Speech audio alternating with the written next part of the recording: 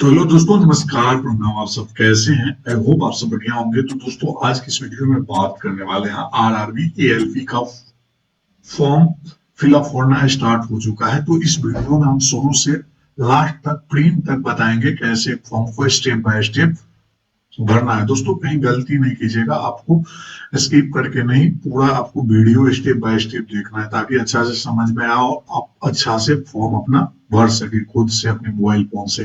तो चलिए चलते हैं और बताते हैं कैसे फॉर्म को फिलअप करना है। दोस्तों, बता दें कि इस चैनल पे अगर नए हैं तो वीडियो को लाइक कर लीजिएगा, चैनल को सब्सक्राइब कर लीजिएगा ताकि इस तरह का लेटेस्ट इंफॉर्मेशन लाते रहते हैं तो आपको सबसे पहले मिलता रहे। तो चलिए चलते हैं। पहले तो दोस्तों हम नोटिफिकेशन के माध्यम से कुछ जानकारी दे देते हैं, उसके बाद फॉर्म को फिलअप करके बताएंगे। तो चलिए चलते हैं और बताते हैं कैसे आपको फॉर्म को फिलअप करना है।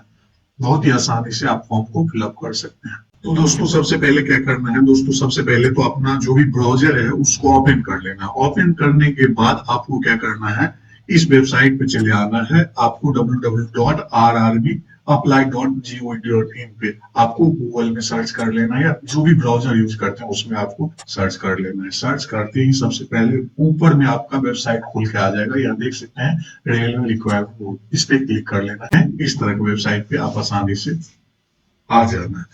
वेबसाइट पे आने के बाद सबसे पहले तो यहाँ देख सकते हैं लेटेस्ट अपडेट, यहाँ से आपका नोटिफिकेशन डाउनलोड कर लीजिएगा। चलिए, हम नोटिफिकेशन में भी हम कुछ बता देंगे वैसे जनरली। तो उसके बाद तो दोस्तों, सबसे पहले करना है क्या है, तो यहाँ से देख सकते हैं दोस्तों, requirement of assistant logo pilot, यहाँ से नोटिफिकेशन आसानी से आप डाउनलोड कर लीजिएगा। चलिए कुछ बता देते हैं। जिसका सीरियल नंबर 01/2025 है। इसमें हर एक जानकारी आपको डेट के रिगार्डिंग भी आपको बताई गई है। वैकेंसी कितने सीटों पर है, क्या उम्र रखा गया, वो सारी चीजें बताई गई है। उम्र का गणना 1/7/2025 के अकॉर्डिंग जो है यहाँ पर किया जा रहा है। बाकी एज में रिलैक्सेशन भी मिलेगा। SC/ST को 5 साल, OBC को 3 साल, बाकी एक्स सर्विसमैन को जो है 3 साल दिए गए। तो उस चीजें भी आप इस नोटिफिकेशन में देख सकते हैं। डेट ऑफ बर्थ का रेंज भी बताया गया कि क्या होनी चाहिए। बाकी इस नोटिफिकेशन के 19 नंबर पेज में आएंगे ना, तो क्वालिफिकेशन को लेकर इन्होंने जिक्र किया है कि असिस्टेंट लोको पायलट में अगर कोई कैंडिडेट अप्लाई करना चाहता है ना, तो सबसे पहला चीज है मैट्रिक को पास होना जरूरी है। प्लस में उन्होंने ITI कर रखा है, चाहे NCBT या SCBT से। इन ट्रेडों में जैसे फिटर हो गया, इलेक्ट्रिशियन हो गया, इसके अलावा इंस्ट्रूमेंट मैकेनिक में हो गया। तो ये कुछ ट्रेड है। अगर आपने इनमें से कोई भी ट्रेड में अगर ITI कर रखा है ना, तो फॉर्म को भर सकते हैं। अगर ये नहीं है, अगर आपके पास ये है, जैसे मैट्रिक है, साथ में एक्ट अप्रेंटिसशिप अगर आपने कर रखा है तो भी फॉर्म को भर सकते हैं। अगर ये भी नहीं है, अगर आपने मैट्रिक किया है, साथ में 3 ईयर वाला जो डिप्लोमा होता है मैकेनिकल, इलेक्ट्रिकल, इलेक्ट्रॉनिक्स, ऑटोमोबाइल, इनमें किया है तो भी फॉर्म को आप अप्लाई कर सकते हैं। जो आपने इंजीनियरिंग कर रखा है फिर भी फॉर्म को भर सकते हैं। वो सारी चीजें आपको यहाँ पर बताई गई है। किस जोन में कितनी भर्तियां है, किस कैटेगरी के लिए, वो जानकारी भी आप नोटिफिकेशन के 20 नंबर पेज में आकर देख सकते हैं। तो ये सारी चीजें देखने के बाद डायरेक्ट आपको अप्लाई करना है ना, तो इस ऑनलाइन अप्लाई वाले लिंक पर आपको क्लिक करना है। डायरेक्ट आप इस वेबसाइट पर आएंगे। यहाँ पर आने के बाद एक ऑप्शन मिलता है अप्लाई का। यहाँ पर 2 ऑप्शन मिलता है, क्रिएट एन अकाउंट का, और दूसरा है ऑलरेडी हैव एन अकाउंट का। क्रिएट एन अकाउंट पर वो क्लिक करेगा जो इससे पूर्व में रेलवे की जितने भी भर्ती निकाली गई थी उनमें से किसी भी भर्ती का फॉर्म नहीं भरा था। अगर आपने कोई भी भर्ती का फॉर्म इससे पहले भरा था तो आपको नया अकाउंट बनाने की जरूरत नहीं है। ऑलरेडी हैव एन अकाउंट पर आपको क्लिक करना है। आप लॉगिन कर सकते हैं अपने आधार कार्ड से, या चाहे तो RRB अकाउंट से भी लॉगिन कर सकते हैं, जिसमें आपने फॉर्म भरने में जो मोबाइल नंबर या ईमेल आईडी दिया था उसको डालेंगे, जो पासवर्ड क्रिएट किया था उसको डालेंगे। इस चेकबॉक्स पर क्लिक कर आपको लॉगिन वाले विकल्प पर क्लिक करना है। तो ये अगर आप आधार से लॉगिन करते हैं तो अपना आधार नंबर, जनरेट आधार OTP पर क्लिक कर OTP आएगा उसको डालना है। चेकबॉक्स पर क्लिक कर लॉगिन वाले विकल्प पर क्लिक करना है। और क्या ये समझते हैं कि बहुत सारे ऐसे बच्चे हैं जो पहली बार इसका फॉर्म भर रहे होंगे, तो उनको क्रिएट एन अकाउंट पर जब क्लिक करेंगे ना, तो आपके सामने इस प्रकार का पॉपअप आएगा। आप सिंपली ओके वाले विकल्प पर क्लिक करेंगे, जहां पर सबसे पहले नेशनलिटी में आपको इंडियन चुनना है। पर्सनल इन्फॉर्मेशन में आपका जो भी नाम है ना, पूरा नाम लिखेंगे। जैसे मान लीजिए अगर आपका नाम राम कुमार है तो यहाँ पर राम कुमार, मैट्रिक के जो सर्टिफिकेट या मार्कशीट है उसके अकॉर्डिंग लिखे, उस नाम को दोबारा से यहाँ पर डालना है। फिर पूछता है कि अगर आपने कभी भी नाम चेंज किया है तो इस करें, नहीं तो नहीं वाले विकल्प पर क्लिक करें। आपका डेट ऑफ बर्थ जो भी होना यहाँ पर टेलीमेल है। सबसे पहले जो भी साल हो, जो भी आपका महीना हो, आप यहाँ से बढ़ा घटा सकते हैं, और जो भी डेट होना उसको इस प्रकार आपको चयन करना होगा। फिर डेट ऑफ बर्थ को दोबारा से आपको डालना है। नीचे आएंगे तो आपका जेंडर क्या है, लड़का है तो मेल, लड़की है तो फीमेल आपको चुनना है। फिर पिताजी का नाम डालना है, उसी नाम को दोबारा डालना है। माताजी का नाम डालना है, माताजी का नाम दोबारा डालेंगे। अपना ईमेल आईडी डालेंगे, एक ऑप्शन मिलता है जनरेट ईमेल OTP, जिस पर क्लिक करेंगे तो ईमेल पर OTP जाएगा, उसको यहाँ पर डालेंगे। फिर मोबाइल नंबर आपको डालना है, मोबाइल पर भी OTP बनवाना है, उसको भी यहाँ पर डालना है। फिर यहाँ पर आपको आधार वेरिफिकेशन करनी होगी,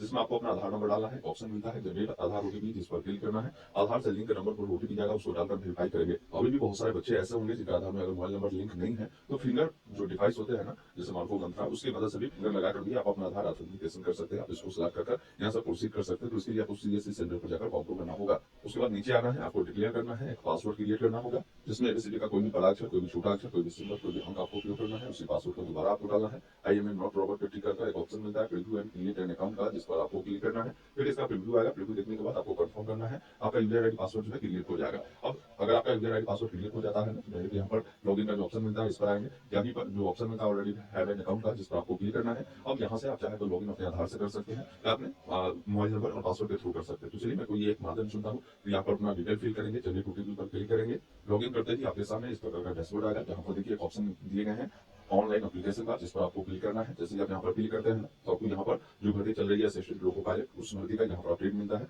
अब यहाँ पर देखिए सबसे पहला चीज बताना है कि आपको किस जोन से जो है अप्लाई करना है। तो मैंने बताया है कि जोन वाली भर्ती जो है विज्ञापन में आप चाहे तो देख सकते हैं, जिसका 20 नंबर पेज में ये अपडेट दिया गया है कि भाई किस जोन में कितनी भर्तियां है, वो जानकारी आपको मिल जाती है। टोटल भर्ती कितना है, किस कैटेगरी के लिए, आप यहाँ से देख सकते हैं। तो आपको जिस जोन से भी अप्लाई करना है ना, वो जोन आप यहाँ से सिलेक्ट करेंगे। फिर इस चेकबॉक्स पर टिक करना है, ऑप्शन मिलता है नेक्स्ट का, जिस पर आपको क्लिक करना है। यहाँ पर बहुत सारी जानकारी जो है आपका पहले से ही फिलअप रहेगा, जो आपने रजिस्ट्रेशन में भरा होगा उसके अकॉर्डिंग। अब नीचे आना है, आपसे पूछा गया कि आपकी शादी हो चुकी है तो मैरिड अन्यथा मैरिड वाले विकल्प पर क्लिक करेंगे। आपसे रिलीजन पूछा गया, किस धर्म से आप बिलोंग करते हैं, उस धर्म आपको बताना है। आपकी मादरी लैंग्वेज क्या है, वो आप जानकारी यहाँ से बताएंगे। फिर नीचे आएंगे तो पूछ रहा है कि जो एग्जाम आपको देना है वो किस लैंग्वेज में देना है, इंग्लिश, हिंदी, वो जानकारी आप यहाँ से सिलेक्ट कर सकते हैं। फिर आपकी बॉडी में कोई ऐसा निशान हो जो कटा का हो, जला का हो, वो निशान बताएंगे। नहीं है तो आप यहाँ पर लिख सकते हैं नो मार्क आप लिख सकते हैं।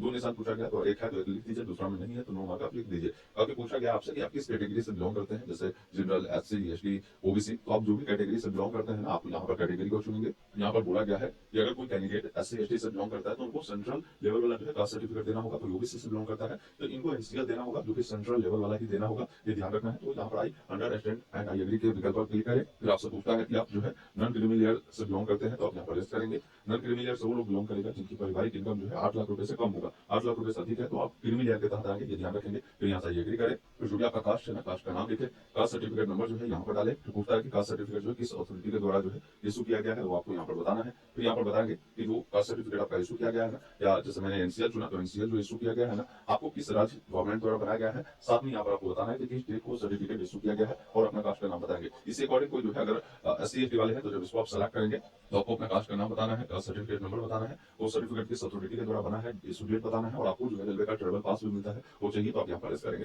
तो इस अकॉर्डिंग जो है आपको जानकारी को भरना है। बाकी पोस्टल एड्रेस में जो भी आपका फॉर्जियन एड्रेस होंगे यहाँ पर हो रहे हैं, जैसे स्टेट, डिस्ट्रिक्ट, इसके अलावा जो प्रॉपर एड्रेस है वो बताएंगे। आपका जो भी नियरेस्ट स्टेशन है या सिटी है वो आपको बताना है और अपना पिन कोड देना है। अगर आपका प्रेजेंट एड्रेस परमानेंट एड्रेस समान है ना, तो इस चेक बॉक्स पर क्लिक करेंगे, दोनों फिल होगा। अलग अलग है तो अलग अलग जानकारी को फिल करना है। तो यहाँ से सेव वाले विकल्प पर क्लिक करना है और नेक्स्ट वाले विकल्प पर क्लिक करना है। इस प्रकार पर्सनल डिटेल सेव होता है। अब अगले स्टेप में आते हैं, जहाँ पर आपको कुछ जानकारी बताना है। जैसे अगर आप एक सर्विस मैन है तो यहाँ पर इस करें, नहीं तो नहीं वाले विकल्प पर क्लिक करें। अगर आप ईबीसी से बिलोंग करते हैं, ईबीसी सर्टिफिकेट धारक है तो इस करें, नहीं तो नो वाले विकल्प पर क्लिक करें। अगर आप रेलवे में एम्प्लॉय है तो आप इस करें, नहीं तो नहीं वाले विकल्प पर क्लिक करें। फिर यहाँ पर पूछ रहा है कि अभी आप करंट में जो है किसी भी डिपार्टमेंट में ऑर्गेनाइजेशन में काम कर रहे हैं, वो सेंट्रल गवर्नमेंट का डिपार्टमेंट है या स्टेट गवर्नमेंट का या पब्लिक सेक्टर है, तो बता सकते हैं, नहीं तो नॉट एप्लीकेबल वाले विकल्प को चुनना है। फिर यहाँ पर पूछ रहा है कि अगर आपने जो है एक्टिव अप्रेंटिसशिप कर रखा है तो आप यस करें, नहीं तो नहीं वाले विकल्प पर क्लिक करें। अब यहाँ पर देखिए बैंक की डिटेल देनी है जो कि फ्री रिफंड के लिए है, जिसमें सबसे पहले बताना है कि जो बैंक अकाउंट है किनके नाम से है, उनका नाम आपको यहाँ पर देना है। साथ में यहाँ पर आपको बताना है कि जो अकाउंट नंबर है वो कितना है, अकाउंट नंबर को डालेंगे, अकाउंट नंबर को दोबारा कंफर्म करेंगे, आईएफएससी कोड डालकर कंफर्म करेंगे ना, तो यहाँ पर बैंक का नाम, साथ में यहाँ पर देखेंगे ना रिफंड जो आपको मिलेंगे किस बैंक में मिलेंगे, उसका जो भी एड्रेस है ना आपको यहाँ पर देखने को मिलता है। अब यहाँ से इसको सेव करना है और नेक्स्ट वाले विकल्प पर क्लिक करना है। इस प्रकार ये डिटेल सेव होता है। अब जैसे नेक्स्ट करेंगे अब आप अगले स्टेप में आते हैं, जहाँ पर क्वालिफिकेशन की जानकारी देनी है। तो मैट्रिक सबसे पहले जानकारी आपको देना होगा कि मैट्रिक जो आपने किया है ना वो किस राज्य से किया है, किस जिले से किया है, किस बोर्ड से किया है, उसका नाम लिखेंगे। आपका मैट्रिक जो पास किया है ना आपने, वो कब किया है, पासिंग ईयर, यहाँ से सर्टिफिकेट की जानकारी जो है बताएंगे कि कब पास किया, सर्टिफिकेट पर आपको मेंशन होता है, वो साल, महीना और डेट को डालेंगे। फिर जो भी रोल नंबर है उसे डालेंगे और मैट्रिक का जो भी आपके पास सर्टिफिकेट है ना उसका सर्टिफिकेट नंबर और सीरियल नंबर यहाँ पर डालेंगे और एक ऑप्शन मिलता है अपडेट का, जिस पर आपको क्लिक करना है। इस प्रकार आपका मैट्रिक की जो जानकारी है वो ऐड होता है। अब इसी अकॉर्डिंग मान लीजिए कोई कैंडिडेट 3 ईयर वाला डिप्लोमा इन इंजीनियरिंग किया है तो आप वो इसे चुनेगा, कोई अगर डिग्री इन इंजीनियरिंग किया है तो इसको चुनेगा, या कोई आईटीआई किया है या कोई जो नेशनल अप्रेंटिसशिप होता है वो किया है तो उसको चुनेगा। जो भी क्वालिफिकेशन आपने किया है उससे आप सेलेक्ट करेंगे। फिर बताएंगे जिसने आईटीआई कर रखा है तो आईटीआई आपने जो कर रखा है वो किस ट्रेड में कर रखा है और ट्रेड को आप यहाँ से चुनेंगे,